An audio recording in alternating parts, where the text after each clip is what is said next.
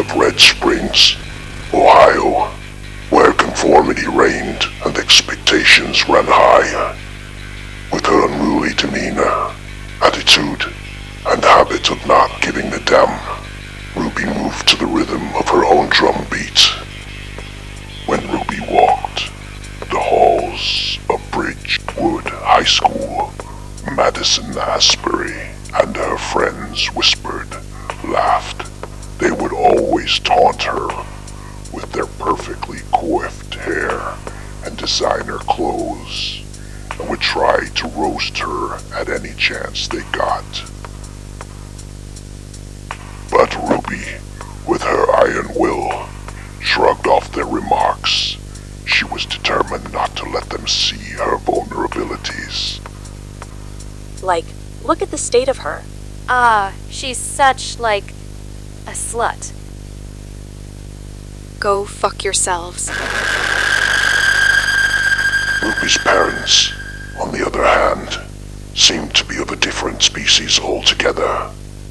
They couldn't understand their daughter's fiery spirit, her passion for aggressive music, and her disdain for, well, everything.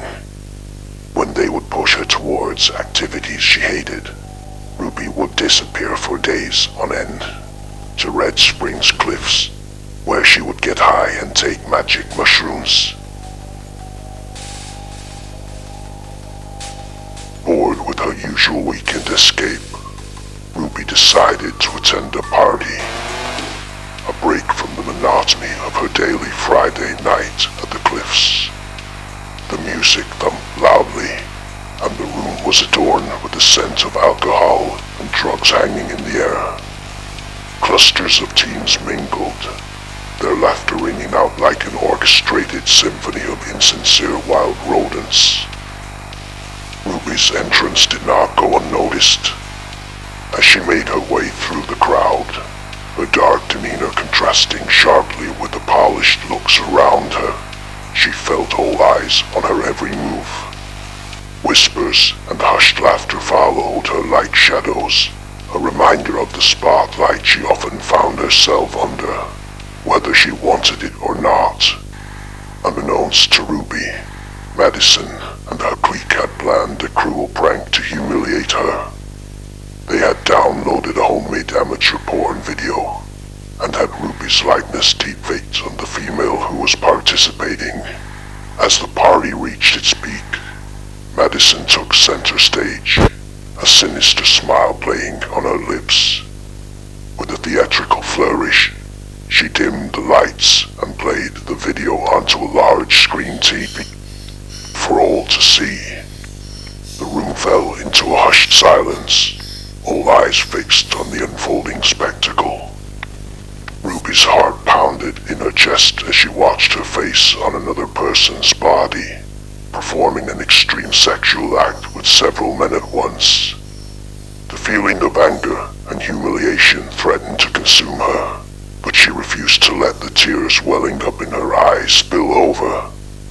She locked eyes with Madison, a defiant fire burning in her gaze, determined not to give her tormentors the satisfaction they craved. I'm going to fucking kill you. Just as Ruby was preparing to leave, a girl intercepted the situation with a ferocity that demanded attention. You think this is funny?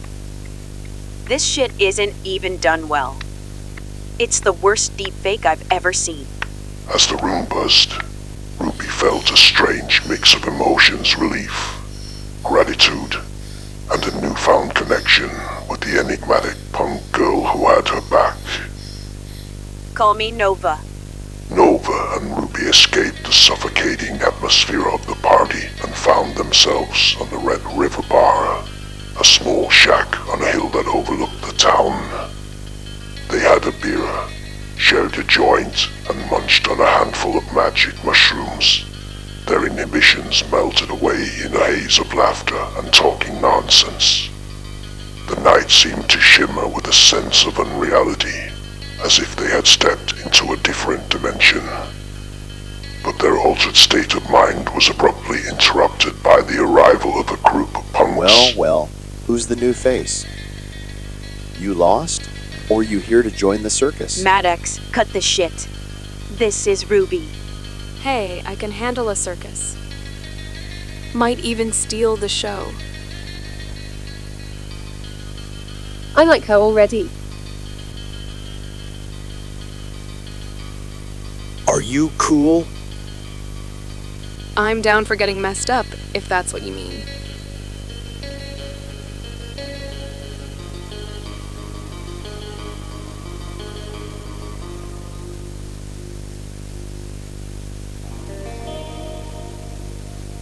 Do you want to join us? Join you? What are you, a club? Ruby couldn't help but feel a sense of awe and trepidation. The gang of delinquents were like characters from a rebellious fairy tale, each one with their own story and histories of violence or being cast out. It was as if she had stumbled upon a society of outsiders, a haven for those who the world rejected. The gang of punks welcomed Ruby into their fold and showed her a world of unapologetic authenticity. They took her to their underground haunts and punk shows, and they introduced her to excellent drugs and music that resonated with her soul and taught her the true meaning of camaraderie. In a shocking and horrifying incident that has left the community reeling, as a young girl was brutally beaten and stabbed to death in her bedroom last night. This senseless crime has sent shockwaves through the tranquil small town of Red Springs, as residents grapple with the heinous act that unfolded within their midst. The victim, identified as Madison Asbury, a vibrant and promising teenager, was discovered lifeless by her parents, who made the grim discovery this morning. The perpetrator is believed to have gained unlawful access to the family's residence under the cover of darkness, breaking into the girl's room and ending her life in a merciless and horrendous manner. Law enforcement officials have launched an intensive investigation into the murder, deploying a specialized... The news cast a shadow over the small town.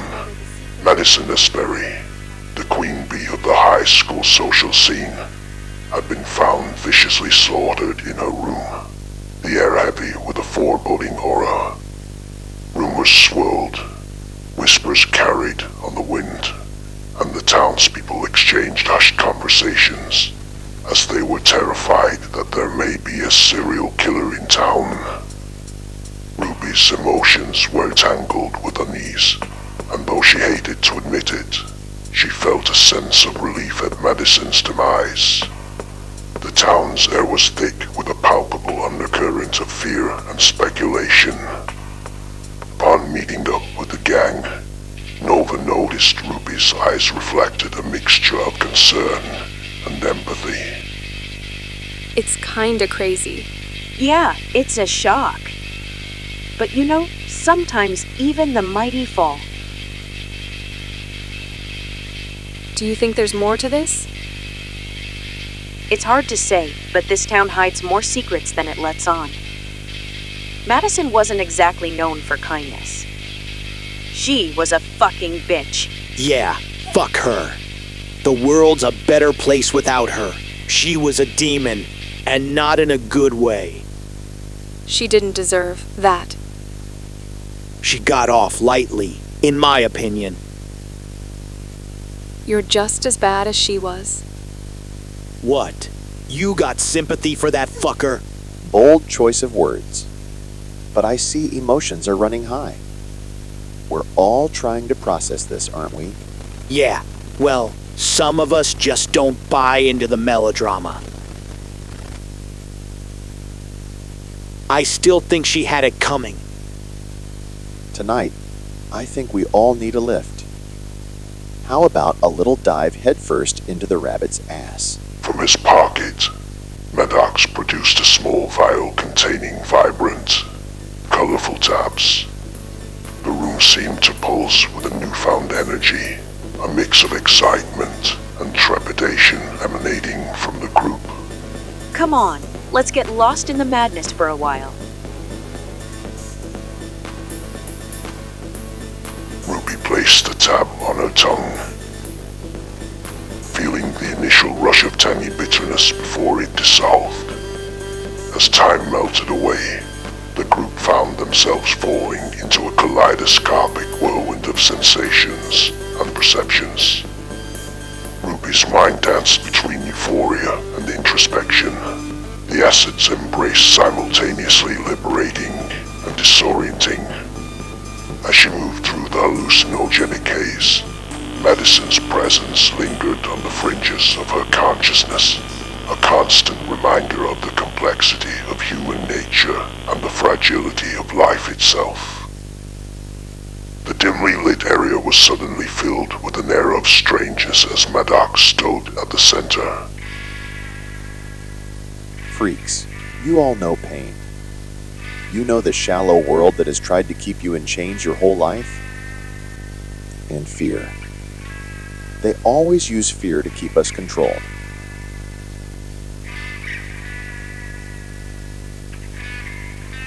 The world is a twisted tapestry of lies. They want you to believe that life is just a random series of events, that there's no meaning beyond what they've dictated. We have seen through their facade, and if we focus hard enough, we have the strength to pierce the veil of their illusion. Chaos is a message etched into history. I say we etch our own coming storm, a cleansing fire that will burn away the old and usher in a new age of anarchy.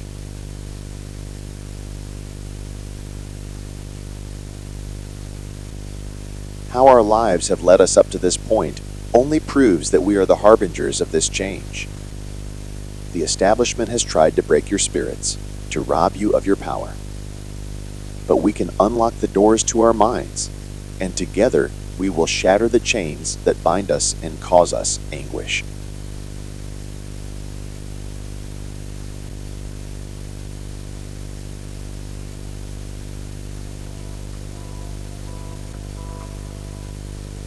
Our actions will send a little shockwave through history. A small seed of chaos that will sprout into something different. Our hands could shape that. Together. Jake Williamson sat alone in his dimly lit room, his thoughts consumed by a mix of grief and regret. Madison's death had hit him hard, stirring up a storm of conflicting emotions. He had been infatuated with her, captivated by her beauty and charisma. But he had also been manipulated by her, a pawn in her game of control. As Jake's mind churned with self-pity and guilt, a strange sound pierced the stillness of the night. It was a distant, almost ethereal melody, haunting yet oddly soothing. He strained his ears, trying to discern the source of the sound. Was it his imagination playing tricks on him, or was there truly something out there? Driven by a mixture of curiosity and a need to escape his thoughts, Jake pushed himself up from his chair and moved towards the window. As he peered outside, Jake's heart raced as a rush of memories flooding the times he had done things for her, even when they crossed ethical boundaries. And Madison had been a master at manipulation. She knew his weaknesses.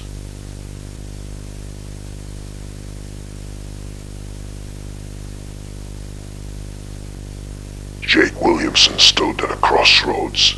He tried to confront his past, to seek redemption for his actions, and to shape his own destiny. He knew what he was doing when Madison asked him to deepfake Ruby Storm's face onto Bourne, and he didn't hesitate to agree to do it. As his guilty conscience raged loudly in his head, Jake was distracted from the person in the bathroom.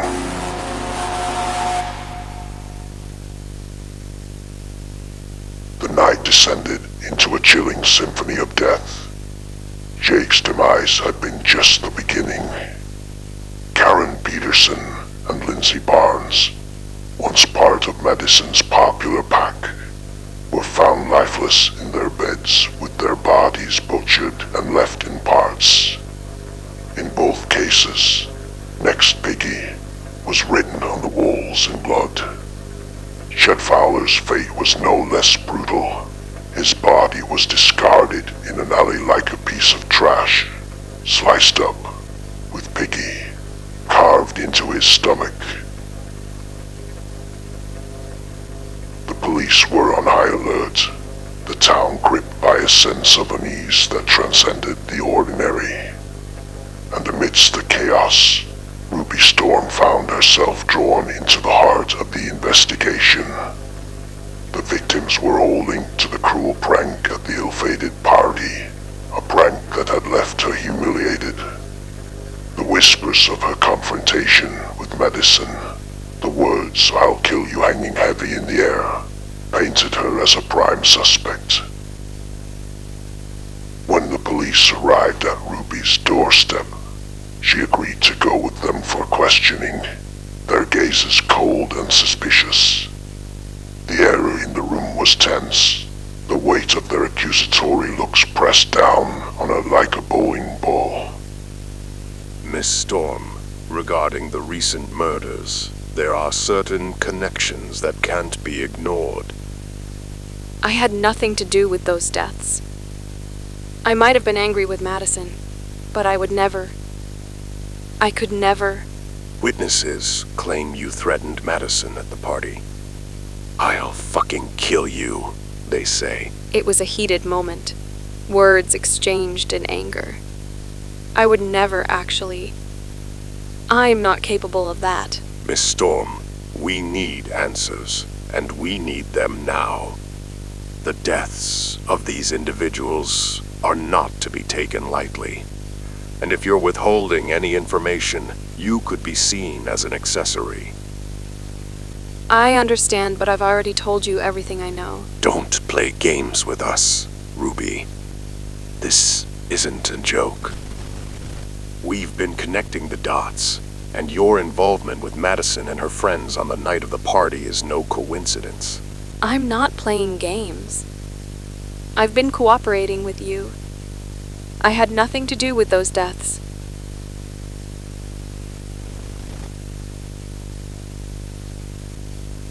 Witnesses have placed you in the middle of the confrontation, and your threats against Madison are on record. We're giving you one last chance to be honest with us. I know some people who some of them may be capable of. People? Who are these people? They're a group of outsiders. Punks, really. I met them after the party.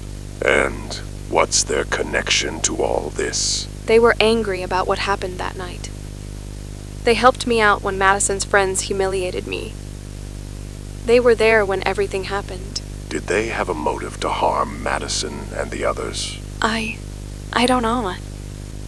They were furious, yes, and they are out of their minds, but I can't imagine they would go that far. They're my friends. Ruby, if you're holding back any information, it could make things much worse for you and for them. You need to be honest with us. I'm telling you everything I know. They might have had a reason to be angry, but I don't think they're capable of murder. We're not accusing your friends, Ruby, but we need to investigate every lead. Help us understand the full picture. As the pressure from the police intensified, Ruby found herself cornered, the weight of her words carrying the potential to impact not only her own fate but the lives of her newfound friends. The interrogation room became a battleground of conflicting loyalties, as Ruby struggled to navigate the line between trust and suspicion, truth and protection. In the midst of the storm of accusations and doubt, Ruby Storm descended into the darkness that had engulfed her world. Ruby made her way to the Red River Bar, the place where she had first encountered the gang. Her heart with a desperate hope that she could find solace from the town. The bar itself was a shadow of its former self, a derelict relic of days gone by, yet Ruby seemed oblivious to its decay. Entering the run-down building, Ruby's eyes scanned the empty space. The faded surroundings had been swallowed by time. The dilapidated surroundings didn't seem to faze her, as she was seeking an escape, a way to drown out the pressures that had been closing in on her. Ruby took several tabs of acid and began to eat 2 handfuls of magic mushrooms. The promise of their mind-altering effects a temporary sanctuary from the turmoil that surrounded her. Sitting down, she let the weight of the world slip away, embracing the psychedelic journey that awaited her. As the substances took hold, Ruby's thoughts began to unravel. The weight of the murders, the questions that had haunted her, swirled in her mind like a tempestuous storm. She questioned her own loyalty, her own judgment.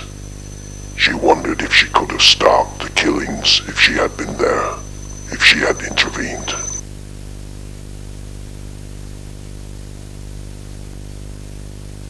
In her altered state, Ruby's imagination ran wild. She conjured an image of Jake Williamson's lifeless body, lying cold on a bed, stained in his own gushing blood. She could see Nova standing over his body holding a knife. Ruby's thoughts spiraled, a whirlpool of guilt and regret which threatened to consume her, as she watched Nova violently carve Piggy in Jake Williamson's dead flesh. Ruby, you okay? Ruby's heart skipped a beat as she heard Nova's voice, an echo from within her own consciousness. Ruby, you look so out of it now. You went hard. Don't freak yourself out about those fucking piggies. The world is a better place without them. All they did was cause pain and turmoil to everyone they encountered. It's good that they're dead. Hell fucking yeah. Sitting in that dilapidated shack, lost in the midst of her own mind, Ruby felt a strange sense of unity with the gang. She sensed a connection that transcended the physical world. As she stared at them, she was met with understanding, empathy, and a shared recognition of the complexities that life had thrown their way.